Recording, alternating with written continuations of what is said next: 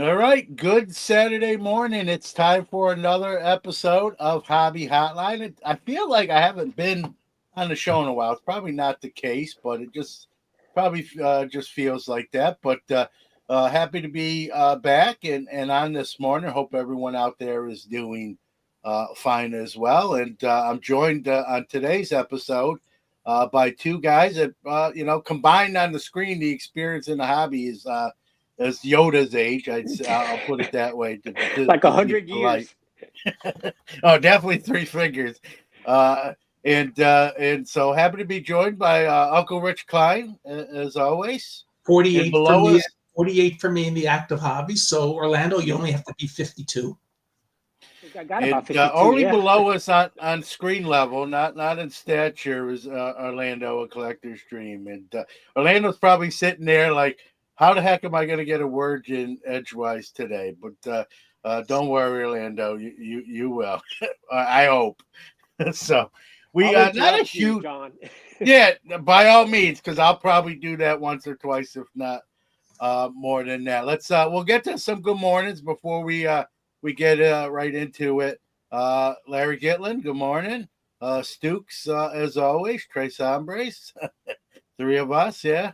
I don't know about that, but thank you, Larry. Says great looking crew.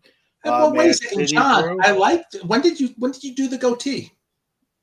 I've always had it. I think I took some out in the middle, so this is Yeah, more because that sort of. actually looks good. He's right. I was thinking to myself, John looks different.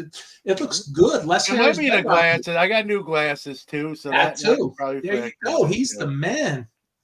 Yeah, I don't know. I'm trying not to look as old as my age, as much as hold it off as long as I can.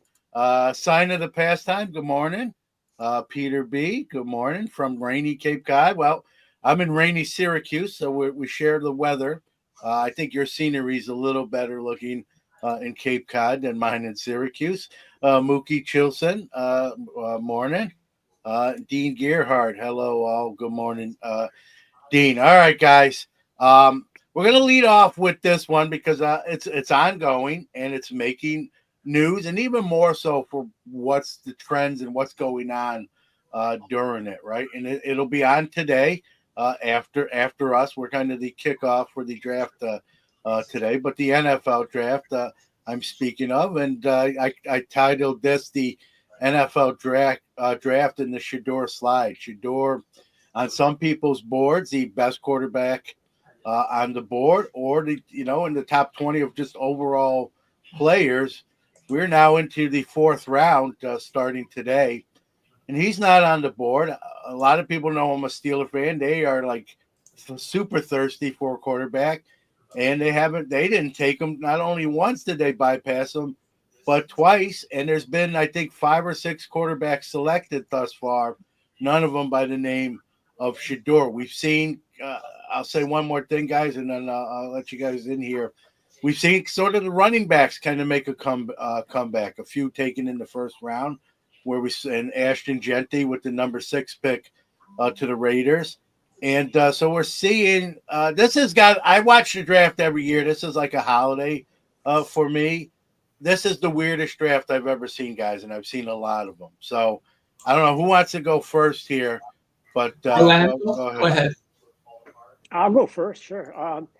Yeah, I think the problem with Shadir is just he's got a lot of baggage, guys. I mean, when you got a father that's really going to get involved in there and is kind of pushing for him and all that, that's gonna create a lot of headline news that maybe some teams don't want. And I just truly don't think that he's as good as they make him out to be. He's not as talented as Cam Ward, but he's a talented quarterback. I am surprised that he slipped down so far. I really thought he would go probably in the second round, but I just couldn't see him in the first round. I see a lot of teams are picking, like my Dolphins. The Dolphins picked a big offensive guy and a big defensive guy.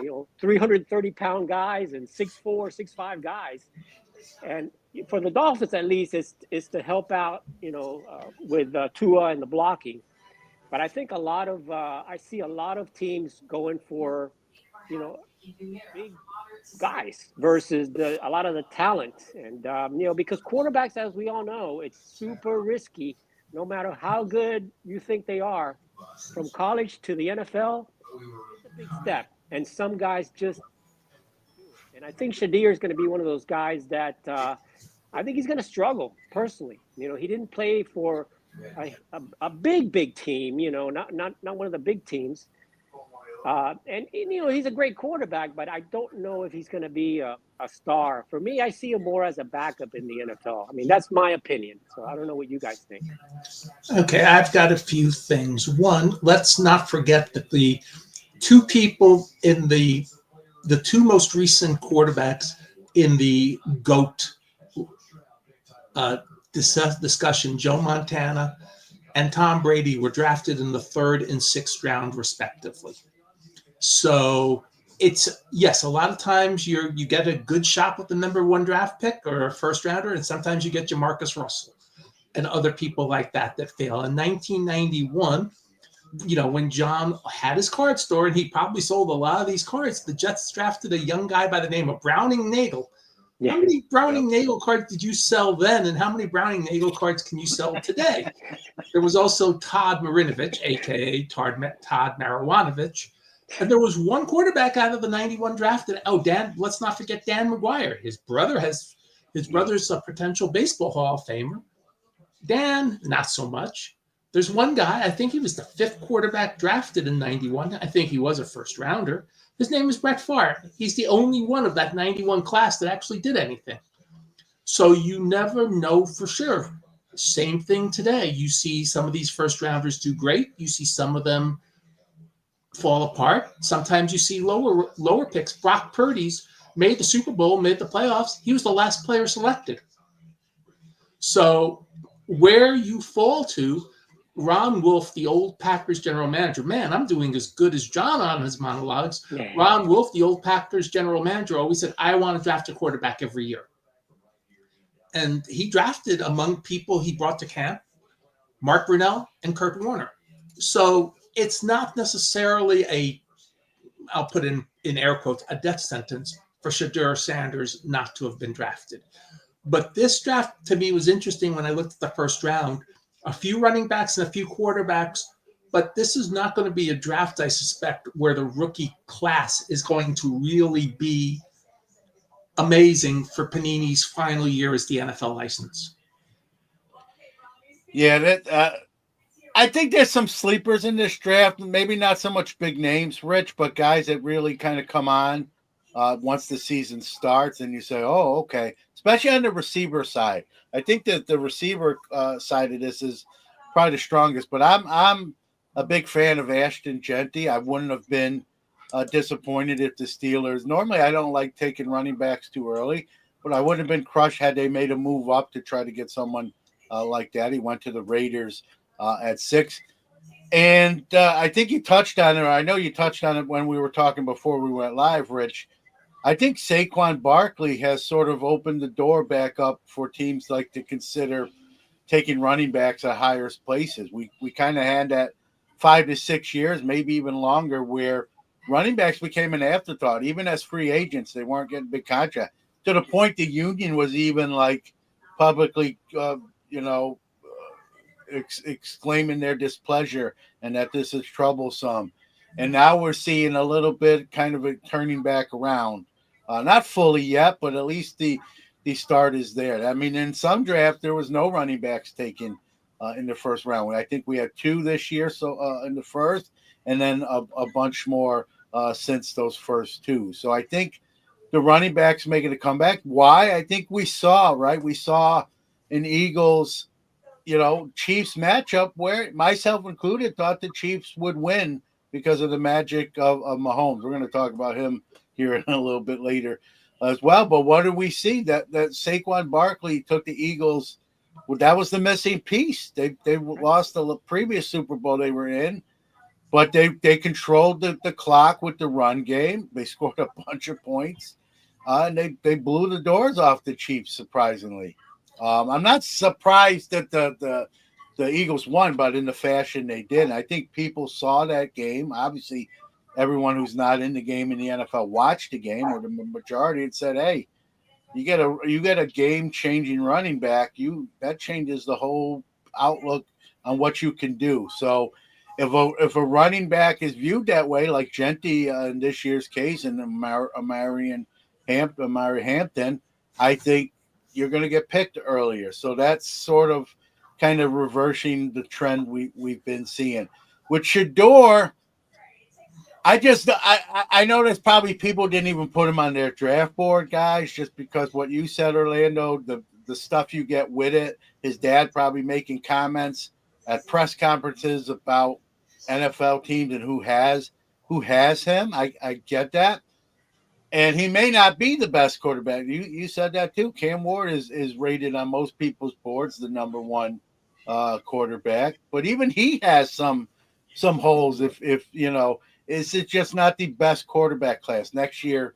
At least on paper, shaping up to be better. Maybe teams are just like sort of punting this year and saying, we'll wait till next year when there's more to select from. But with Shador, like even the talent, like how do you not get picked at this point? You know, am I thinking he's the next, Patrick Mahomes? No, but when you're a team that needs a quarterback, aka the Steelers, the Giants, the Browns, not anymore because they wound up picking someone not named Shador.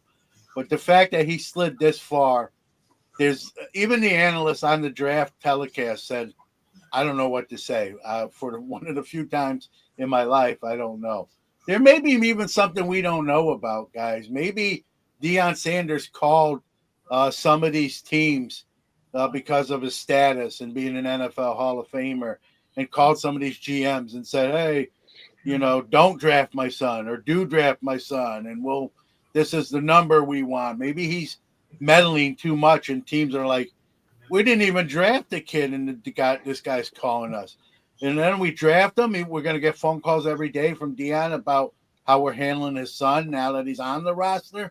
So I wonder if that's a little bit of that going on, guys. I mean, what do you think? You think people are just like, we don't think he's great. He may not be terrible. We don't think he's great. And he's not great enough. All the stuff that comes along with him. John, one thing is, remember, the NFL has a rookie salary structure. So Deion can't call to say, hey, you got to pay him more. Where you get drafted is what you get paid. So but you're right. But he could still call and say, he could call the Steelers. He could call Omar Khan, the Steelers GM, and say, hey, he's better than Mason Rudolph and Skylar Thompson, who you have on the roster. He is, by the way. He is, by the way. Let's be honest. But a GM doesn't want a dad calling him and telling him that. They can figure that out. Well, I'm more surprised. Maybe he even said, if you could sign Aaron Rodgers, but my boy's even better than him. So waste your time there. And maybe he's doing stuff like that. Well, I'm surprised. I'm more surprised the Cowboys haven't gotten him yet.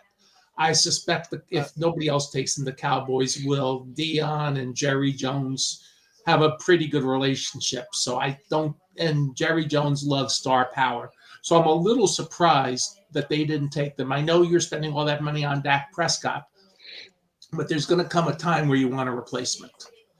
And because you don't want to spend $60 million on Dak, and the biggest bargain for NFL teams. And this is like with all the salaries NFL people have, but one of the secrets for a lot of NFL teams is building a team when you have a quarterback on the rookie contract. Because once you have a quarterback on the rookie contract, that's good. That gives you 4 or 5 years to really build a team around. And if you notice, a lot of the quarterbacks get good really quickly. The game is very different now than it was from, John, you're definitely the oldest among us. So even from when you were growing up, the game is very different between college and the pros. Yeah. Go ahead, Eric. Go ahead, Eric. Yeah, there's a huge difference between the college and the pros. And, I think TJ online just said a good comment on there, said that Shadir probably has a bad attitude. Maybe that's what it is, So, and the way I'm looking at it is, if I'm going to draft somebody that has some issues and may not be my starting quarterback, right away. I mean, I'm looking at maybe drafting, you know, a wide receiver or a great tight end. And I've seen a lot of wide receivers and tight ends being drafted this draft versus others, you know, and the quarterbacks seem to be falling and falling because I don't know if there's any quarterback that is really a sure thing in this draft. Now, you never know, like Rich was saying, you know, I mean, look at Tom Brady, you know, and all these guys, but I mean, is there someone there that could be a sleeper? I don't see a quarterback that really can come on and really be a big star in this particular draft. Even Cam Ward, I think, is going to have trouble. Yeah, that's a good point, Orlando. My Steelers didn't take Shador. I'm going to be a homer here. I'm a season ticket holder, and I watch this guy obviously every game at home, and then I watched the road games on TV. Had really one bad game in Pittsburgh, but an incredible year in ACC, and that's my guy, Kyle McCord at Syracuse, who I'm surprised some of these guys that actually even went ahead of him. I'm not, saying he has the name of Shador Sanders, but he had a great combine by all accounts. He broke ACC records. If my Steelers wind up taking him here sometime today in whatever round, I'm not going to be that crushed about it because I'm not saying he's Tom Brady, but he might. You got to take a chance, right? You got to try to get a guy. If you take him later, it hurts a lot less if they don't pan out. You made a point, Orlando. Excuse me. But, you said about maybe they're viewing Shador as a backup quarterback at this point. And are you going to take him knowing that maybe dad's going to be on the phone like, why ain't you playing my boy? Or why is my boy on the bench? Or the guy you're starting can't hold a candle to Shador. What are you doing? And maybe they just like, I don't need that. Like he's the only guy. He's the only quarterback that's dad is going to be able to like patch their way and get their call in here, right? Yeah. And I don't want to deal with that. And there's other quarterbacks, and this quarterback class next year is bigger. So maybe Dion, as crazy as it sounds, kind of hurt. And Shador himself, by all accounts, we're not in the room, guys, but a lot of his interviews, a lot of people didn't, like anonymous sources, didn't put their name on it, but said he was cocky, brash, very full of himself. And maybe teams are saying, man, he hasn't even thrown a pass in the NFL, and he's like this now. What are we getting ourselves into if we take this guy? So I just think they probably didn't represent him well. But this drop is, we thought the Aaron Rodgers drop during his draft, remember that, was bad, and they kept showing him in the green room. And I felt terrible for him. Not as much now, turning out the way he is, but this is the worst draft, the worst drop I've ever seen as far as where someone was rated. There was people that, not a ton, but there was people who said he should have been the first pick in this draft over Cam Ward. Now, I don't agree with that, but some analysts have said that. And here we are in the hundreds, and he's still in his draft room at home that he built. Add that to the, whatever you want to call brash list. So this is the weirdest draft I've ever seen, not just on the Shador, but even some of the other stuff. I knew something was up. Besides the slide, when Dylan Gabriel gets drafted by the Browns ahead of Shador Sanders, and Dylan Gabriel is, now he's going to probably become the next Tom Brady after I say this. Dylan Gabriel is a questionable backup in this league, and yet the Browns made him their first quarterback they took this year. So that's, anyone that says Dylan Gabriel's better than Shador Sanders didn't watch any college games. So they just don't want, no one wants to touch this guy. And I get it, but I'm shocked that no one's taking a chance at this far down the draft board. Like I was talking with my son watching the draft. Even if I had a quarterback, he's just such a value at this. It's almost worth just taking him, whether you could trade him or, just say, hey, well, he's just too high of a draft pick to still be on this board. Let's take him and see what we got. But no one wants to pull the trigger. Kind of going, kind of close. How do you think this affects his cardboard prices and chrome prices? Like, not even so much prices, but demand. We see GMs are sort of, don't want to deal with them. Do you think collectors say, hey, maybe I shouldn't be buying Shador cards, because if GMs don't want him because they don't think he's good or worth maybe I shouldn't be spending my hard-earned money on buying some stuff and putting it away and sitting on it. What do you guys think? Eventually, the results are the answer. But to start, some people may even look and say, look how far he dropped. It's a good bargain. It's a good play to be counterintuitive to say, I want to buy these cards. So I don't think it'll drop as much as you think they will. Obviously, Cam War cards will be the hot cards coming out this year. And just wait for the Fanatic. I'm going to say this because it's happened the last couple of years. Wait for the Fanatics announcement that he's a Fanatics exclusive. Because, if the last 2 years, they've taken all the first round quarterbacks. I think there's been one or two exceptions, J.J. McCarthy, and I think Quentin Richardson the year before that. But usually they're trying to get exclusives on the first round quarterbacks. So I would expect them to try that again this year. And we'll see where it goes. But it's certainly not inconceivable that he might be one of the, especially if he signs cards and the other two don't, he could be the most expensive card to start some of, wherever he falls to. It happens. And at this point, he is a good value. He's in the 4th round. It's a good value. Oh, yeah. It's a good value. You pick him here and he turns out to flame out and be a bust. It doesn't hurt as bad had the Steelers taken him at 21, which I thought they might do. Now you take him, you're playing with house money, because you could say, hey, we took a flyer. He's a first round grade. We got him in the 4th, 5th, 6th round, and it didn't work out, but we took a shot. And remember, you're paying less money. Yes. Yep. And you still have the rookie contract. If he pans out, you've got yourself a super bargain. Yeah. That that will enable you to get not necessarily an all-pro or free agent, but that'll enable you to really get another quality player or pay extra money to a couple of your better players during the length of that contract. It's a great play on several reasons. And that's why I'm saying he could very well still be believe it or not, the most expensive card out of the packs, depending how things fall. By the way, my Giants also traded up to get a quarterback in the 1st round. Jackson Dart, who a lot of people like, and then some people think he's the best quarterback in this draft. And that's why they traded up for him. And again, that's a good value for the Giants. Figured that's a good value. I always liked Daniel Jones. That didn't quite work out. But Daniel Jones has some upside too still. But, one of the things to remember is drafts are drafts. They're better, but things still happen. Undrafted free agents can still become stars in the NFL. In my lifetime, Tony Romo is doing games, is the number 1 commentator for CBS. And he was an undrafted guy out of college. And he got a mega contract eventually. So, again, it happens. It's never a guarantee either way.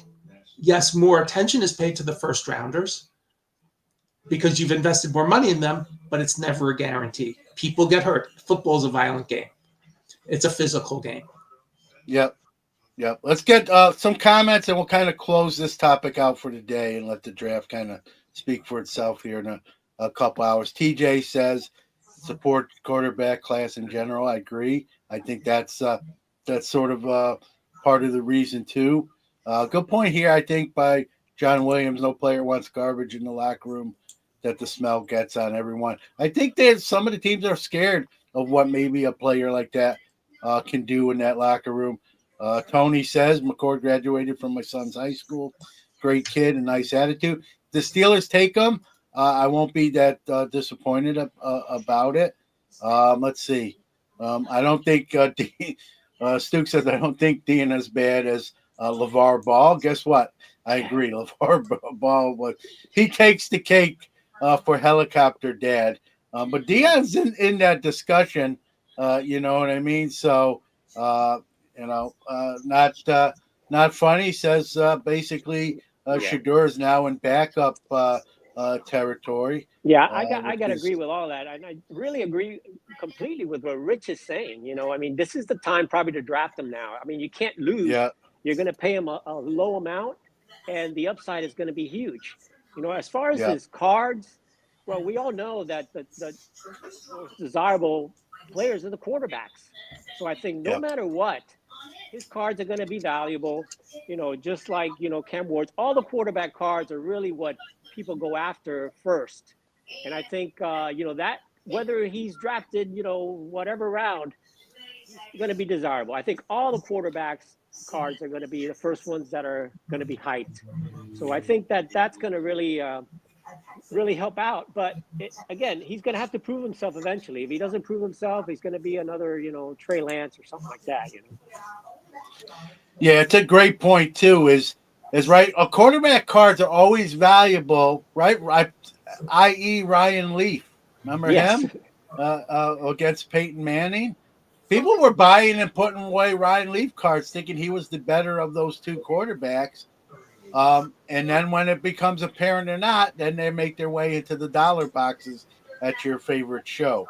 So initially, I don't think it's a good point, Orlando. I think people are still going to pony up some bucks and buy these quarterback cards. And then when the verdict really comes in that he's not what maybe we thought he might be, you'll see them, sold for pennies on the dollar just to get rid of them. So the draft, this draft is hurting his stock more in real time than probably hobby time. I'm sure there'll be Right. some effect. I know Ziggy asked whoever team drafts him, what is that price going to be lower now if you buy into a break and you buy that team? If I think Rich would say probably not, because people are still going to Yeah. want all the Shador Sanders out of that break, right? Whether it's a case break, half a case, 3 boxes, whatever the case may be. So, quarterbacks, very few are like locks. You even said, right? Cam Ward could be Tennessee could look, they drafted Will Levis 2 years Yeah. ago, and they're already moved on from him and drafted Cam Ward. 2 years from now, Tennessee could be drafting a quarterback to replace Cam Ward. So there's very few guys that are like no doubters. It's just they're just given grades and ratings and whatnot. Kyle McCord might be, 5 years from now, we might be saying he's the best quarterback from the 2025 class. I'm not predicting that, but it might be. And it's such a bad class that might not even be saying much. Maybe he's just sort of a spot starter, and he's the only one spot starter, and everyone else is out of the league or second or third string. So it's crazy, but it's been the weirdest draft, guys, and Yeah. I'll be watching it today because my Steelers are going to take a quarterback. It's just who's it going to be, and if Shador is still on their board here with their later picks, and they don't take them with that quarterback room the way it is, I saw TJ's comment about the Browns, like I said, taking Gabriel over Sanders speaks volumes, right? If the Steelers don't take him today, if he's still on the board when their picks come up, that's very telling. It's already been telling, but even more so, guys. All right, we'll stay with football here, and Patrick Mahomes signed a deal with for autographs with Panini. So I didn't know how long this was, but Rich told me it's only good until they lose their license. So, Okay. Rich, do you want to chime in No, here? so I read and if I remember correctly, according to and I've just double checked. I mean, AI is not perfect. I'm going to read this. Patrick Mahomes' Panini contract and Panini's overall license expire on March 31st, 2026. And I believe there are other players as well. I think Travis Hunter and Shador Sanders, speaking of them. By the way, I think Travis Hunter coming out will be the most expensive player Yeah. in pools. All their Yep. autograph contracts expire March 31st, 2020, 26, just the day the Panini contract ends and Fanatics Topps becomes the NFL licensee. So Therefore, that's it. Go so ahead. it's Go a ahead. 1 year. So it's a 1 year deal, and that's fine. I mean, it'll be good to have good autographs in the pack. I mean, that's one of the complaints we've heard about the Panini products the last couple of years. That because of, as I pointed out earlier, Fanatics gobbling up the first round quarterbacks, the autographs out of the rookie autographs out of the packs have not been as good as they could have, as they had been previously, and not as good as they could have been. So this at least will get some interest into the Panini packs. And, you know, for the NFL and the NFLPA, having good players signing autographs in the Panini products this year is a win, because for the PA, they want to make more money. Let's be honest. Right. And having better players signing this year makes them more money. It makes the products more palatable for people buying, for people breaking, for people collecting, or for people who just want to buy a pack, go into their local store like I do and buy an occasional pack. So let me Go ahead. ask you this, guys. This being a 1 year deal, right? Mahomes is not going to be a cheap contract. They're paying him millions for this 1 year deal. Might we see, which I don't know if it's a good or bad thing, just a ton of Mahomes autographs come out of Panini products for 1 year? In other words, if there was a year to buy Panini products, or the best chance to get a Mahomes autograph odds, would this be the year? Do you think they do that? Being they only have 1 year to do it, you know, just shoot up a bunch of shots on the way out the door and leave sort of with people having a good taste in their mouth about Panini, with the hopes that someday, and at least in their mind, that they might do licensed football many moons later. Like, are we going to see a ton of Mahomes autos, or not necessarily? Or, you know, but they if you read it, they did say they're going to do some special products, which I think it'll be like sort of like almost Mahomes, like Topps does with like certain players, where it's, you know, the judge box. And I think Panini's going to do that with Mahomes. But what do you think, guys? Might we see maybe more Mahomes autos in the market coming out of Panini packs? Well, I mean, for sure, John. I mean, they're not going to pay all this money and not have Mahomes sign as much as he possibly can sign. You know, that's what they're going to look for, because they want to get their monies out of the product and make as much product as possible. My biggest concern, I think, is, are these going to be on-card autographs? Are they going to be, you know, just sticker autographs? And I think that's going to be a big thing for Panini. You know, people don't like, and they're turning away from the the sticker autographs. So I think Panini's going to have to try to get Mahomes to do on-card autographs. I think that'll create even a bigger demand, because personally, I hate the sticker autographs. What do you think of that, Rich? Do you think they're going to do that? Ziggy made a really good point in his comments, that they're paying per autograph. And so they're going to pay for autographs. So I think they'll be selective, was Ziggy's comment. And I thought that was a really good comment. Where you think and it might be, I don't know. They don't give you those terms, but so you think it might be, hey, it's 1,000 autos for $1 million. Something like that. Again, yes. I'm just making up numbers. Yeah, and but John, I agree with your general concept.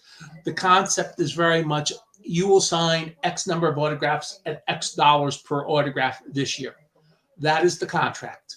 That usually is the contract for the star and superstar players with the autograph contracts. I'm going to use the word the lesser players. You have to be a great player to get into the NFL, the NBA, the major leagues. You really do have to be a great player. But if you're what we call a common player in our parlance, you are happier to sign because you don't have as many opportunities to sign. Therefore, you don't necessarily take as much money, and you don't necessarily have caps as to how much you sign. So yes, there's probably certain parameters in the contract of any name players as to how much they get and how many autographs they sign. Yeah, Ziggy asked, or someone asked stickers, or you did, Orlando. I think it's Yeah. Ziggy said it'll be both. I think you'll get both. I think when they can catch up to them, they'll have them do it on card. But football's an all year thing with training in the off season.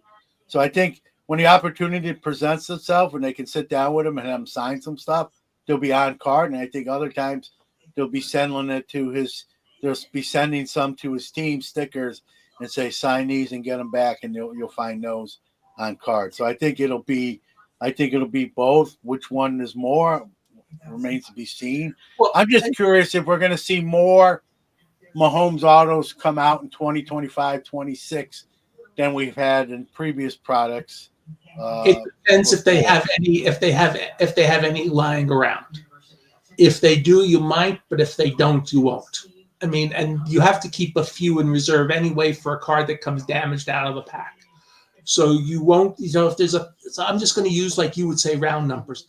If he has a contract to sign 1,000 items, you might only put 950 into the packs and save 50 for people that say my card got damaged in the pack, which does happen. Shipping things happen. You don't, not every, you can't go to the printing press and get the card from the printing press directly. That would kind of be not good for several reasons, including theft. You could spend some time going bye-bye for that. And that's a teaser for what we think should have been our final topic. But it's certainly something to consider that he'll sign X amount, and then a product like National Treasures for Panini or whatever their super high end, they will be on card. But if you put some into the Donruss brand, which is their base brand, it'll be a sticker autograph. Probably. Yeah. Yeah, a couple comments here before we move on to the next topic, and there's some good ones. This is a good one from Michael. The players are more aware of the hobby than any other time. Nailed it. That nailed it right on the head. With the players' union now involved, these players know exactly what's going on. They're getting a bigger piece of the pie than any previous time in hobby history. I think there's a good aspect to that, and there's I think it's a double-edged sword. I think it's both good and bad. Good comment here from Ryan. There's a collect article suggesting why so many autographs are garbage today. More players weren't taught cursive, and way many requests by manufacturers. Yeah, how many times you? I want to say something about that. When I was still at Beckett, which is way back in the day now, it's almost 20 years since this article. It could actually be 20 years since this article ran. And it got prompted by a Fernand Morency autograph on the football card, which was literally a check mark. Yep. We did an article about the young kids of some of the Beckett employees, their signature versus signatures of players on cards. This has been going on not just today, but for at least 2 or 3 decades now. And but it's gotten worse though, Rich. I will say this: it's. I'm not saying it didn't exist prior, but it's become. I hate to use the word like epidemic in terms of autographs. Yes. I can't tell you how many times now. What you commonly see is the initials. So if I was signing the card, rather than me signing John Newman, you see a J and an N. And in some cases, like you said, they just kind of blend in. You can't even tell the individual initials. It's just and kind some of them one sign it so small that it's even nothing. It's almost like a scribble right on the card. And remember, when you have a contract to sign, I think there, and I don't remember the player's name, but there was some player, I believe a major league player, who talked about the differences of how he signs autographs depending on what the circumstances.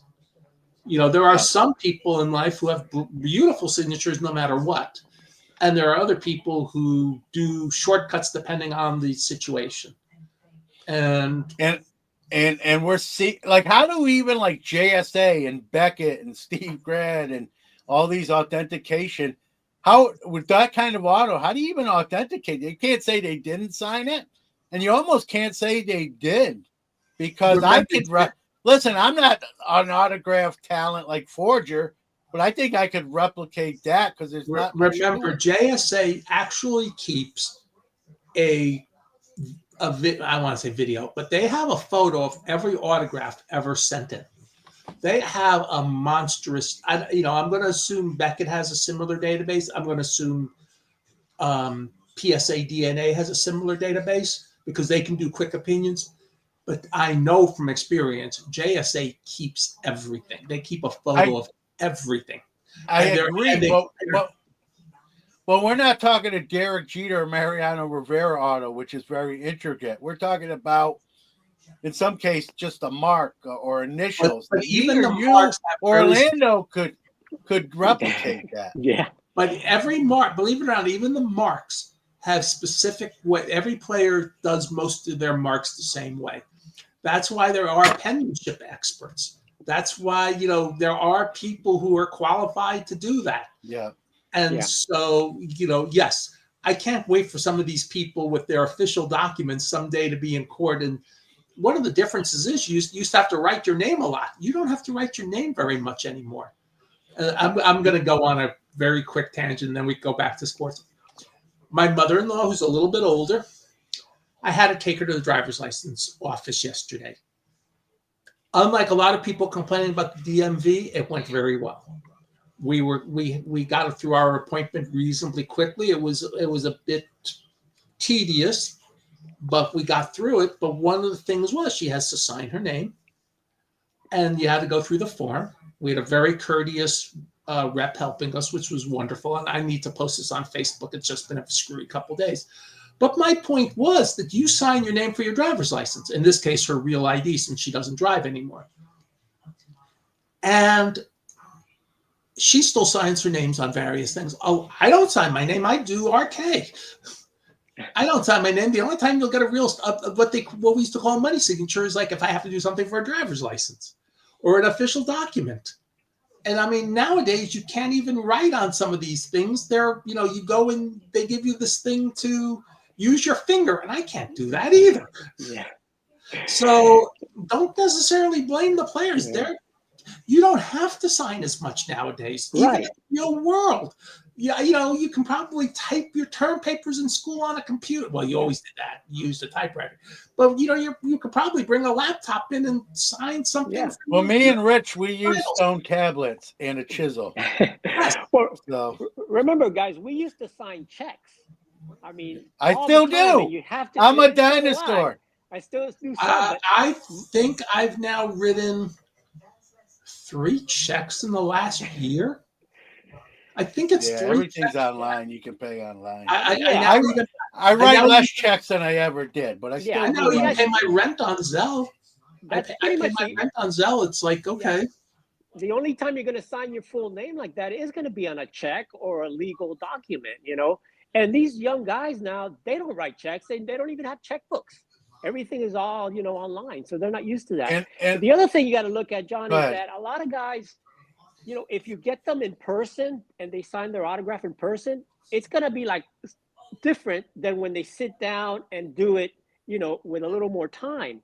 And I've seen a lot of autographs that have been gotten in person that have been rejected by JSA because it's either a quick scribble, it just doesn't match some of those things sometimes.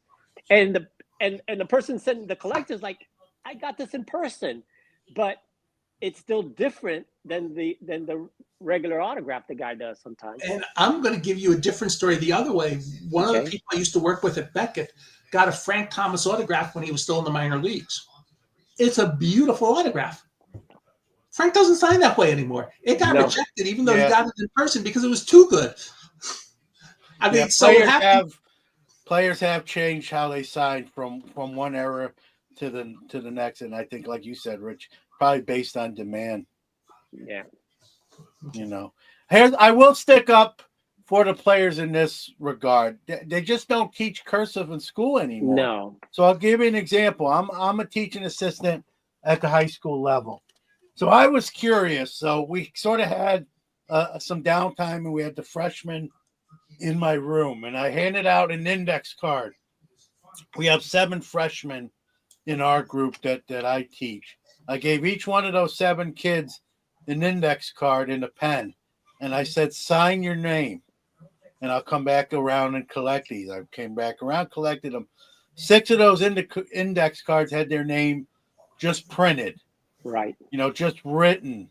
normally, not one was semi-cursive. It was like an attempt. I wouldn't even call it cursive. It was like they really weren't taught, but they knew what cursive meant, and they tried to do it.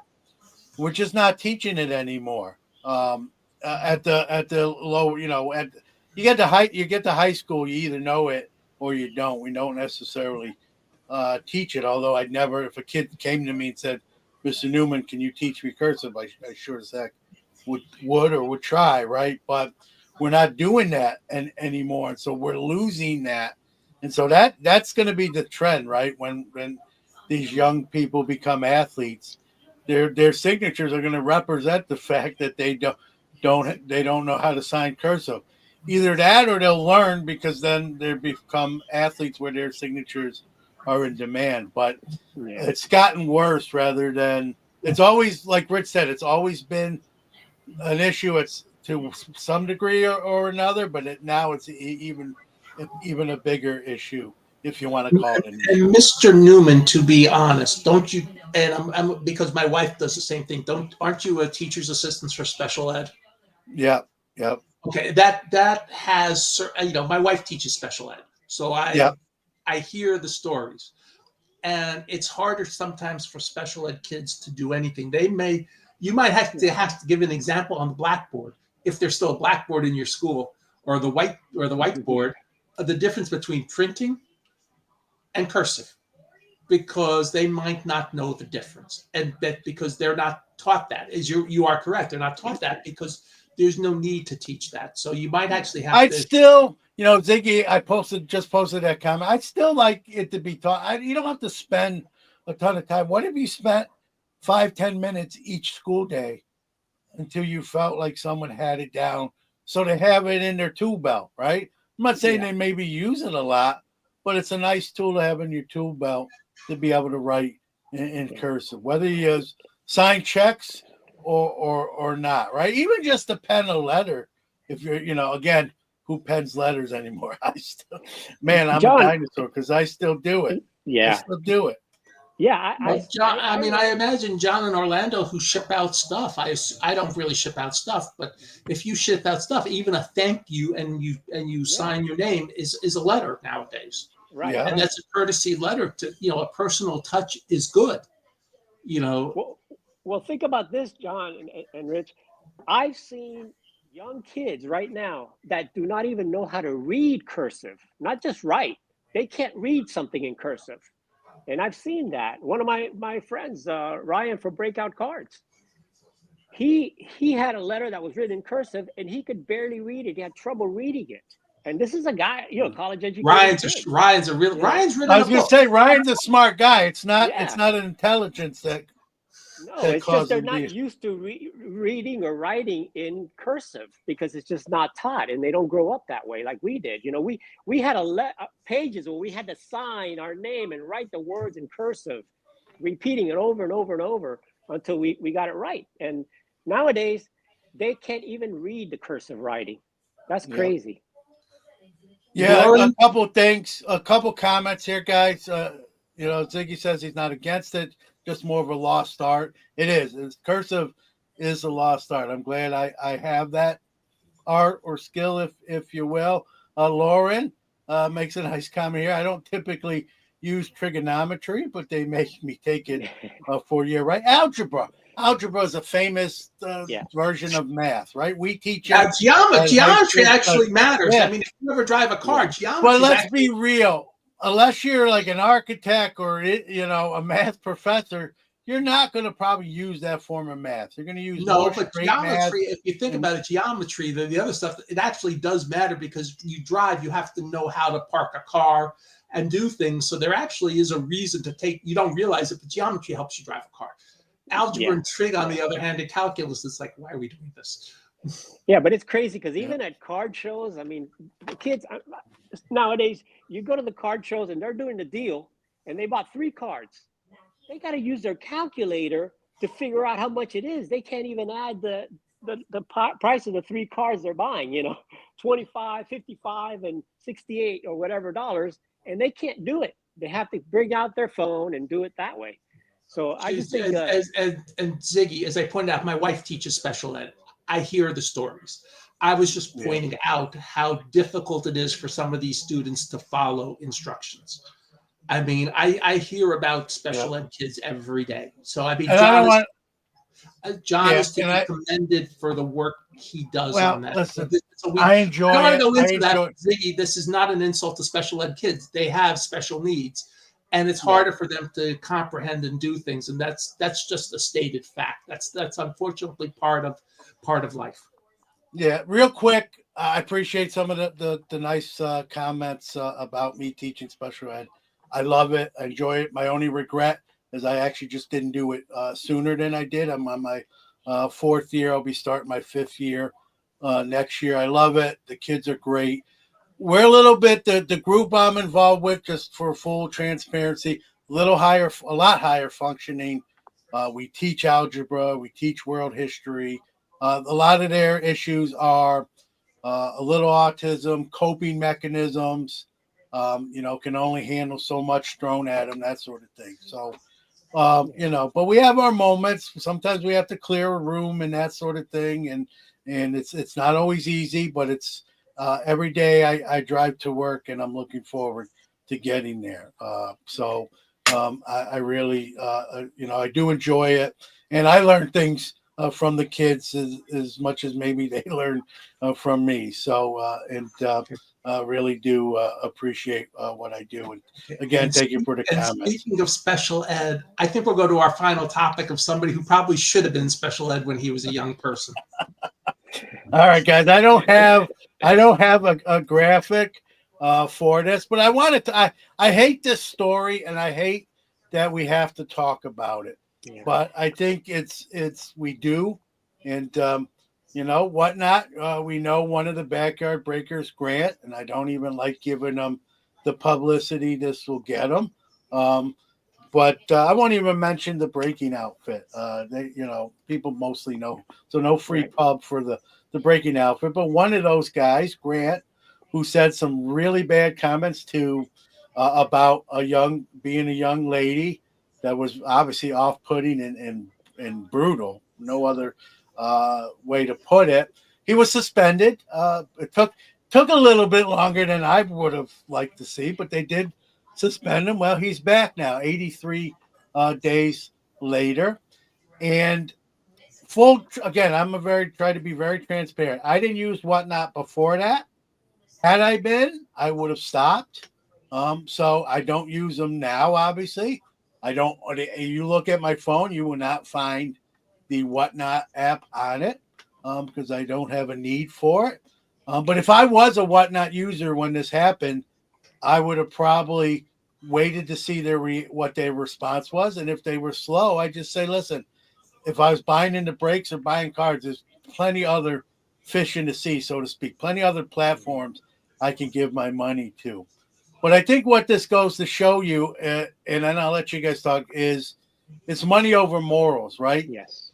Whatnot says, the hobby will forget. The hobby will forgive. The hobby won't care.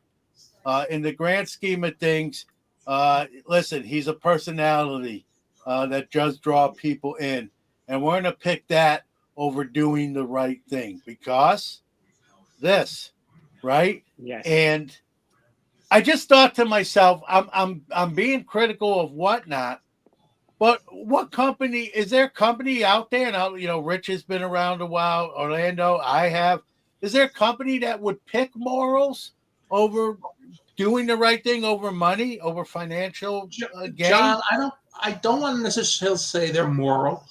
But both Orlando and I listen almost every morning to our mutual hobby friend, Bo Spencer Thomas, and Hobby Evolution, a former hobby hotline host himself. And Bo is doing now eBay Live. I've listened to them all. He because of his radio background, he's got the cadence, he's got the rhythm within about 4 or 5 shows. The last one I listened to was dead on. He had the cadence and the rhythm But their eBay Live is hand selecting the people to go on. At least to ramp it up, they are taking their sweet time to move it from beta to alpha, so to speak. And they are picking and choosing very carefully whom they want to represent their brand. They're doing outboarding. They're doing onboarding. They're checking everybody's references. They're doing it the right way. I suspect if I gave Whatnot $1 million, they just let me on. And this is not an insult. Well, that is, they are a business. They are in business to make money. eBay wants to go slower on that. There is nothing wrong with what eBay is doing. In fact, that is probably the right way to build a business. Do it slowly. Start with people you trust. Start with people with good reputations. My employer, ComC, is on doing eBay Live. And they're doing very well with it. Because they're building. There's a local card store I know. RJ Dukes, Ryan is on eBay Live. They have so far built a very good platform. I'm not necessarily saying they're the only one, but that's the major difference I see between them and Whatnot at this point is eBay is making sure they're building block by block and they're getting quality people to do it. And by the way, congratulations to Bo. He is moving his Madison card show to a new upgraded location from the hotel. And I suspect the show will all be in one location instead of separate floors and separate ballrooms going forward. But that's a different subject for a different day. But that's really the point I wanted to make. You have the way eBay's doing it, which is building it block by block, and the way Whatnot's doing it, which basically lets everybody on. Most people are good, but every once in a while you get somebody who goes off the rail, and there's supposedly morals clauses and Whatnot that say this should have gone away. Yeah, one comment. Hang on, Elaine. I want to respond to this comment from foul ball. It says bash on Whatnot because you don't use it or sell on it. I can only speak for myself here, foul ball. Even if I had been using Whatnot and they allowed him back on, I would have stopped using Whatnot. I would have deleted the app. I would have deactivated or closed my account and done business elsewhere. So I just happen to not be using it already. But even if I was an active user, my stance and position would not fluctuate. I would not be a user any longer had I been prior. So, and I'm not bashing. I want to call it bashing on them. DFW, so I don't do any online buying. Yeah, I agree with John 100%. And I really think that if Grant was one more comment, I don't want to get in the back of real quick. I think if Grant was just a regular Joe Blow on there and not one of their biggest breakers, I think if it was just a guy like a Joe Blow, anybody, I think they would have gotten rid of that guy. But because it's Grant, because he's bringing in so much money and he's one of the biggest breakers on Whatnot, I think that's why they allowed him to continue. So foul ball says, if you don't use it, how do you know what's going on? There's a thing, it's 2025, there's a thing called video and replay and social media where people actually put what he did and said on it. So I didn't see it live. So if I don't watch it live, so it doesn't count. If I don't see it when he said it, it means he didn't say it. Is this like if the tree falls in the woods and no one's around to hear it, you can't go look in the woods and see the tree that fell down? Like, no, I didn't see it when he said it, but I saw it afterwards. That's good enough with me. If I leave a tape recorder in the house and call my wife a bunch of mean names, it still counts, right? She just hits play and then here's me. Like, that's one of the weirdest comments we've seen in Hobby Hotline. If you don't use it, how do you know?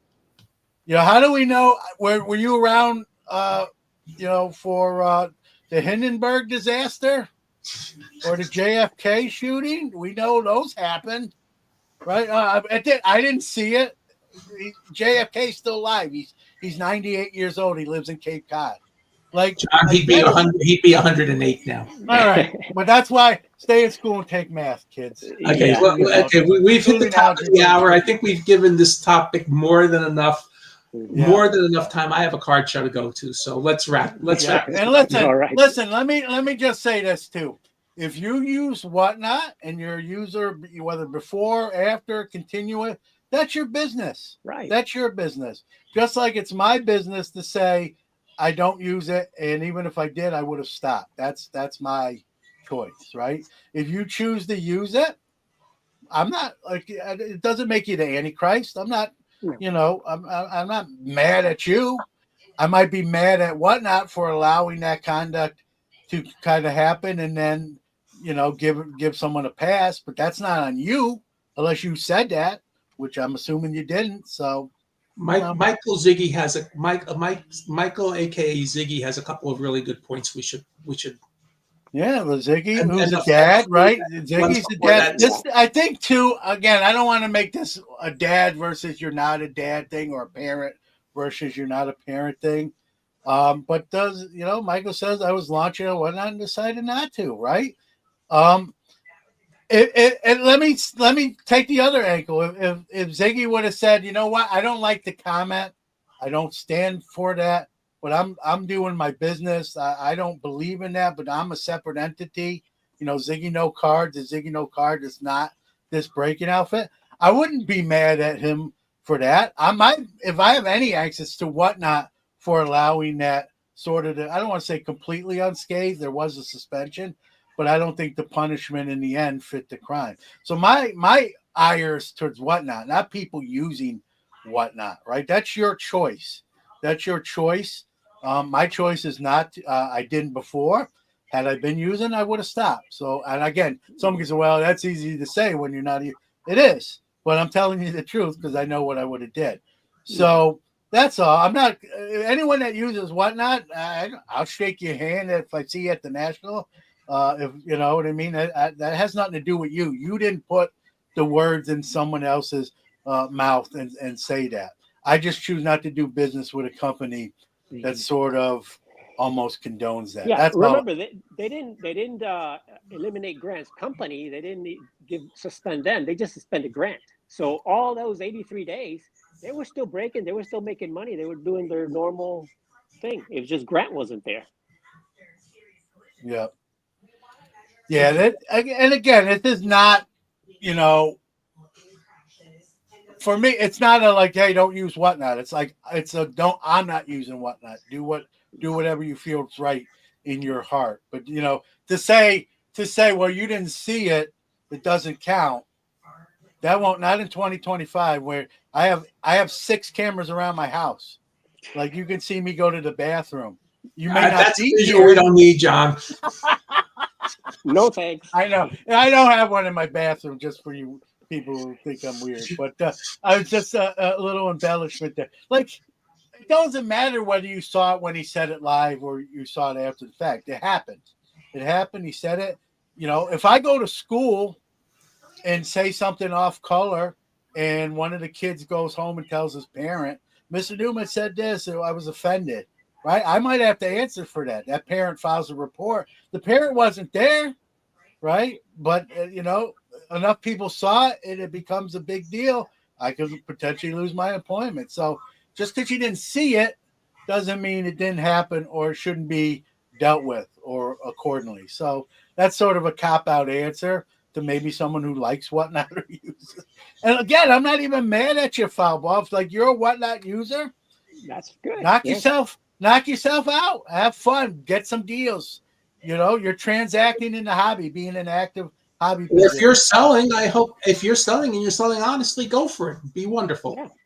Yeah. And Ziggy makes another point, right? It's not one bad guy in the hobby. He's not the only guy who's done something off color, right? It happens, right? I'm not saying they're Charlie Manson. I'm not saying we give them the debt, but like we have to be responsible in what we say. I'll use one of my lines I wrote from Rich Muller many years ago on Sports Collectors Daily. And I'm paraphrasing. If I got sent up the river for 10 years and I came back with 1921 EXXX, the fan cards, of which 4 copies are known, period, and I came up with 10 of them, one including a Babe Ruth. You know what the only question people would ask me is? How much are they? How much? Yeah. Yeah, that's the only question they would ask. They wouldn't care that I spent 10 years in jail. They wouldn't care that. All they care is, oh, this card is unique. It's a Babe Ruth. It's legit. Yeah. It's real. It's got to be worth X zillions of dollars. How much do you want for it? That's the only question they'd ask. Pardon the pun in today's world, but stuff trumps all. Yeah. And with that, let's wrap up this puppy. All right. Hey, guys, everyone in the chat room, as always, we appreciate you adding commentary. to the show, whether we agree with you or not, and vice versa, whether you agree with us or not, right? It's fun to do on a Saturday morning, chop up a little hobby. I was glad I got to do it today with Rich in Orlando and you guys in the chat room. If you're listening to us after the fact, just on audio, we appreciate you as well. Everybody, have a great weekend. Great chat, guys. Thank you. And as I saw Chris Harris in the chat, so keep on rocking in the free world in honor of Chris. There you go. Let's see. Let's see where Shador goes today. Yeah. Or if he goes today. Okay. All right, guys. Take care. Thanks, John. Thanks, Rich.